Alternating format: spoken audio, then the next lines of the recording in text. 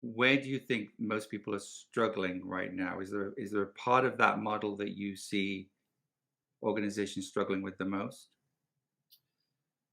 I mean, there's challenges across the mix, but I think that the probably the two biggest ones that I see are the gap in desires generally between most employees and their employers, who are measuring success in different ways, who have different stresses, who have different accountabilities, who have different preferences in some ways. So that the obviously the labor market is as tight as it's ever been.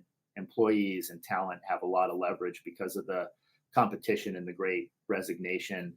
And one of the things we talk about in the book is how do you shift that and use the workplace actually to attract and retain talent, which includes flexibility and all these other things. But then also, hybrid is hard. The initial stages of this debate were office work versus remote work.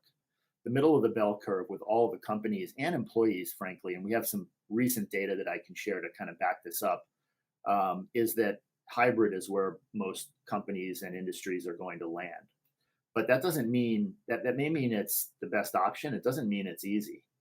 How do you No. manage employees in the hybrid? What kind of hybrid model are you in?